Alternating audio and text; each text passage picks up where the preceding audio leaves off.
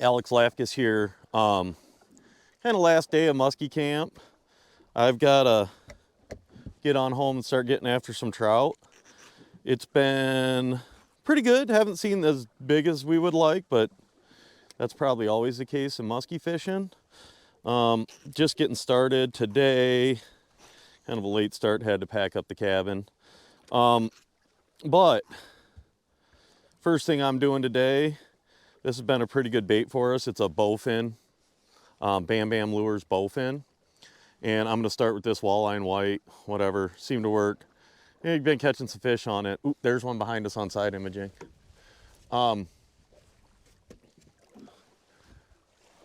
Flip one right back there, Aaron. There's one, see it on the graph? Yep, let it fall to the bottom. Then rip like hell. But we've been catching fish on it. I needed to touch up these hooks. I tested them this morning. They're a little dull from yesterday. Probably should have checked them after a fish or two yesterday. You know, we've been kind of running, I'd say the best baits have been, this Bam Bam stuff's been working. Yeah, keep going. Husky Medusas. And I've done better on Magnum Bulldogs than I have Pounders so far. Water's just starting to get cold enough. But unfortunately, I've got more work chasing other things. Never mind. Well, there's one at least.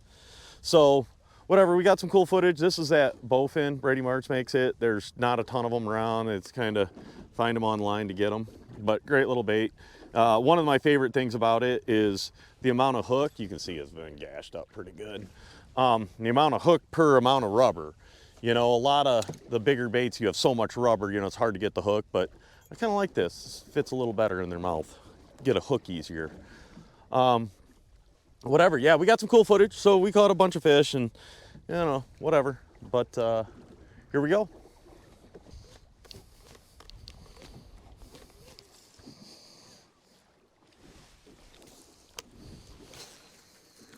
Don't tell me you want to see one and take a break.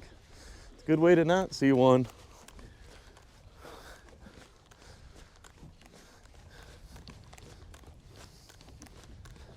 Just saying, they're moving right now.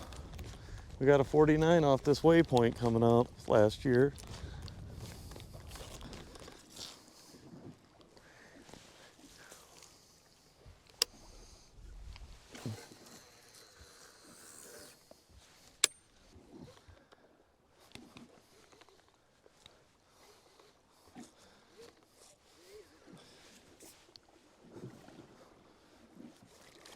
Touch a little bit of weeds. Yeah, now we're starting to fall off that shallow hump, which means we should be falling right into a little bit of weeds.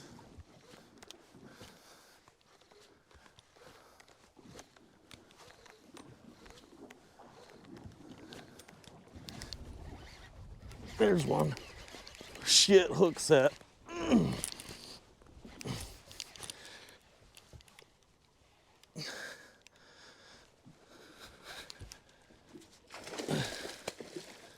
There's one. I got it. I think. Yep, I'll get it. Just fish. Right as we fell off into those weeds.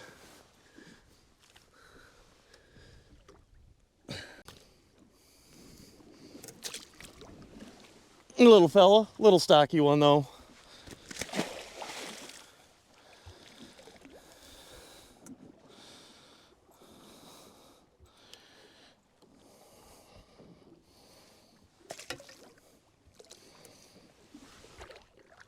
Tap some weeds. Oh, hey, what's that? Oh, there should be fit. I had a feeling they'd bite today. We're just not seeing the big ones, which is sad.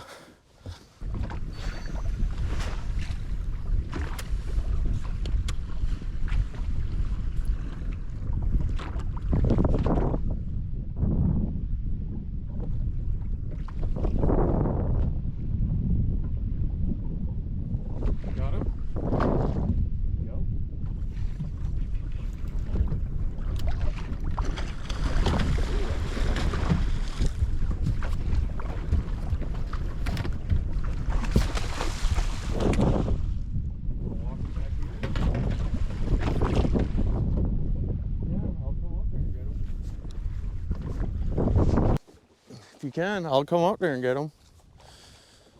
Oh, yeah. Oh, oh, oh, oh. Turn his head. There you go. See how you scoop them like that? Yeah. Get the bag all the way down and just use the And then lift up. That way you don't knock them off. Well, the ball licker's working. The ball licker's working. That is a very good thing. Okay.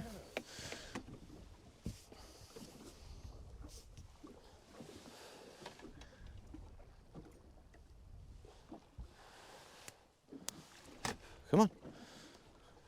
Come on. Get this monster back.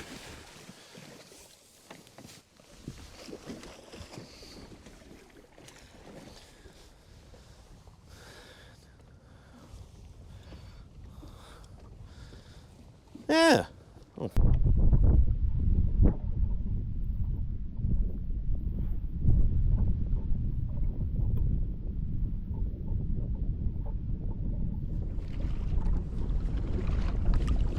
There he is.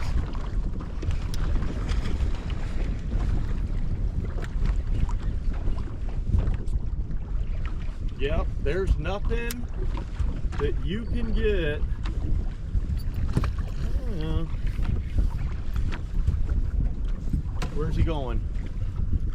You want him front left or do you want him come back here?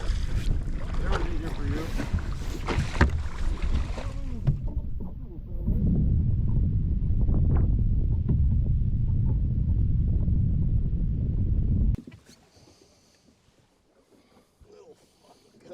Yeah, it's a little monster. Cute one. It's a cute one though, trying to get bigger.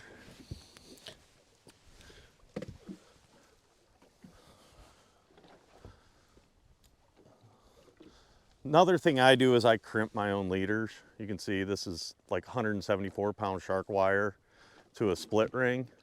You know, I haven't lost a fish because the snap opened up, but I have caught fish and noticed that the split ring was opened up. So we try to avoid that. And you don't want to leave one of these big rubber baits in a fish's mouth. That's going to kill them for sure.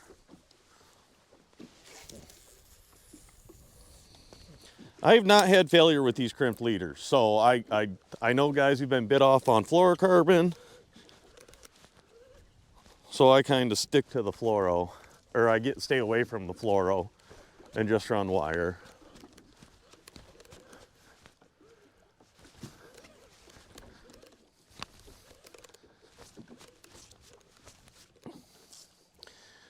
You know, we've caught fish on a number of different retrieves this year too. When you're really ripping rubber, one thing to really pay attention to is like, we've had days where it really mattered how hard and how intense you're ripping it. So like you really want to see the rod flex on your rips. You know, we kind of overcast, we got some chop this morning. So I'm gonna fish kind of aggressively and hope something will jump it.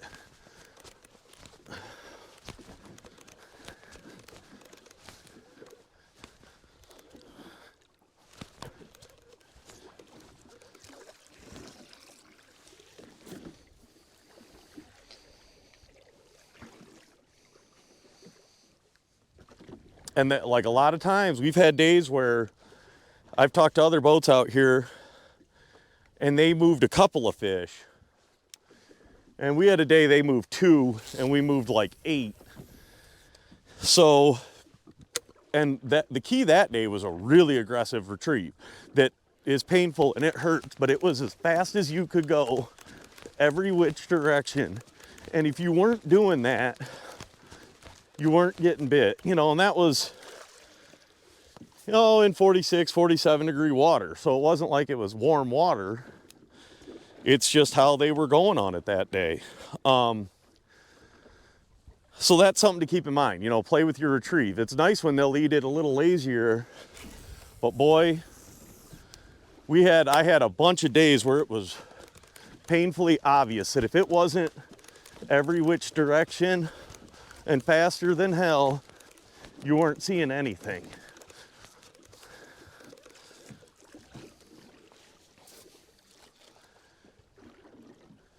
So it's nice to have a couple of people because you can mix it up. On the other side of it, we've had days where about the slowest pull in the world has done it. You know, where it's just long, easy pulls. So a lot of times what I like to do to start the day is, you know, if you got two guys, you can do it easier by both mixing it up. But I'll go to some waypoints where I assume we'll move some fish or see some fish and try to at least figure out the exact presentation for that time of day, and it'll change. But, you know, you just want to play with it and see if you can figure any sort of pattern out.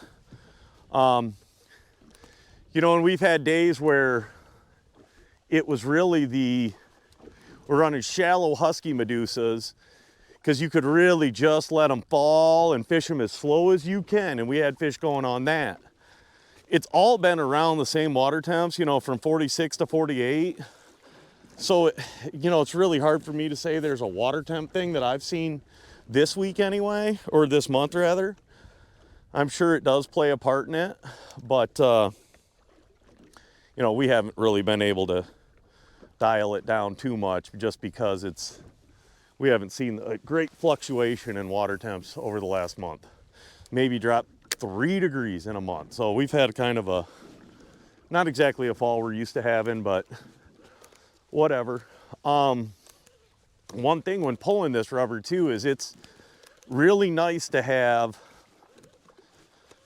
reels that pick up, you know, 42, 44 inches per crank. About the only one on the market right now is a Tranx 500. It's a giant reel. It is very heavy and very expensive, but it is geared for, you know, hell, you can catch tuna on these things. So it'll work for muskies for sure, but it deals with cold weather the best, sub-freezing temps. And it picks up that line. And there used to be there was a Revo Toro Rocket that was the same pickup, but they discontinued it. So the Tranx 500, to my knowledge, is the only one out there right now that does it. So I run 3 of these. I'm running Chaos Tackle 2020. This is a Shock and Awe, which I like for like mag bulldogs. It works fine for these bowfins, tubes, regular medusas. It'll handle all of that. When I start getting into the huskies, pounders, bigger stuff, I like the Moab. It's the same Assault Stick 2020 Chaos Tackle rods. They just seem like, I mean, I've got some Croys I really like, but you know, if you want to get a 9.5 footer, 9.5, you know, shipping kills you. These are, the Assault Stick ones are telescopic, so, and they're fine, they're fine. I gotta say, the Croys I do have that I've had for years, I do really like. I do really like. They feel a little bit more sensitive. It probably is a little higher modulus graphite, but you know, whatever. You know, I kind of shifted over to these two now, and I run them both still. People talk about the Thorn Brothers rods, they're custom rods, which I guess are awesome, but they're expensive and they're in Minnesota. So it's, you know, you get a one-piece rod shipped, you're paying about 180, 200 bucks just for that.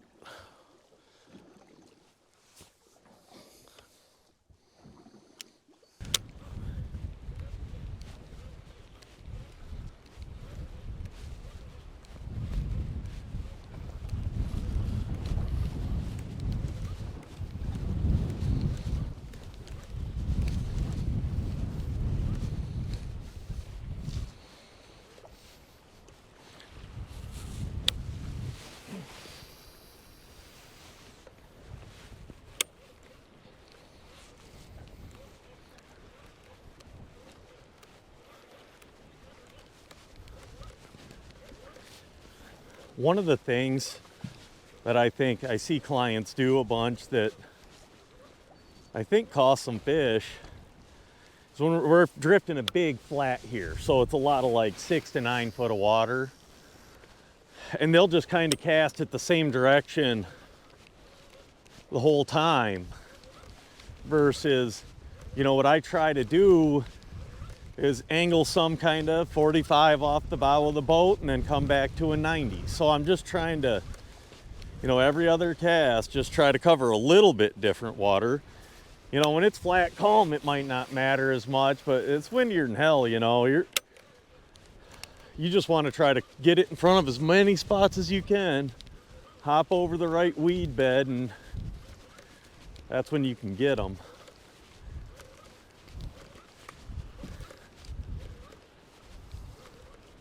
Oh, there he is.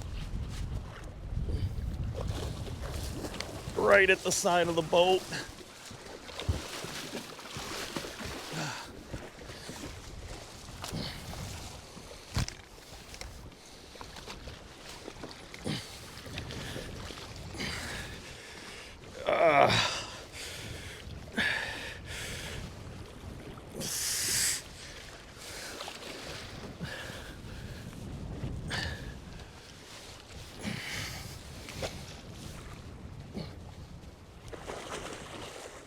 Oh, woo! One of my least favorite things in the world to do. Oh, he's trying to get out still. Laying a muskie by myself in rough water, come on. But we got him. Woo! We're not gonna measure him, but that's what we're out here doing. Nice fish. And gone. Yeah, baby.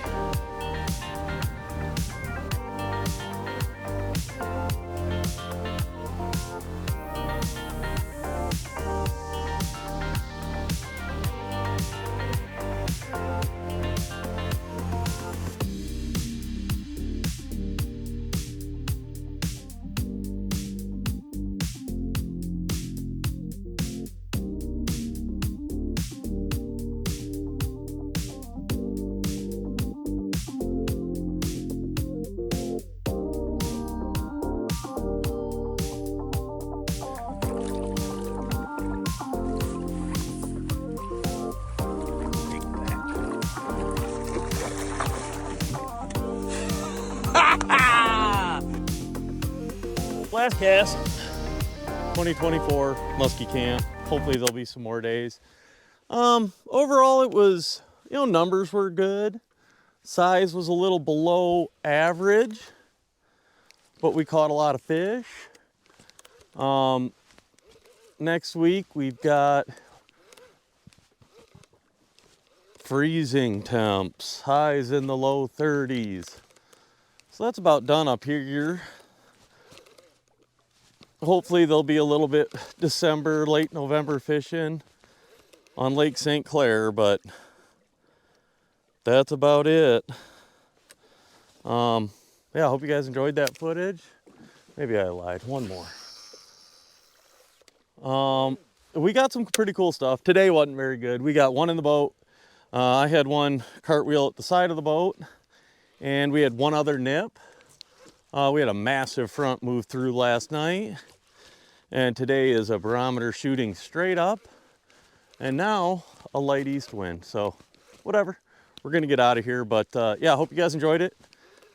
Like, subscribe, appreciate all of that, and there'll probably be some more musky fishing stuff next year. It just, you know, they're a pain in the ass. You need a lot of time to get a little footage, and sometimes summer doesn't allow that much. So appreciate it. Thanks.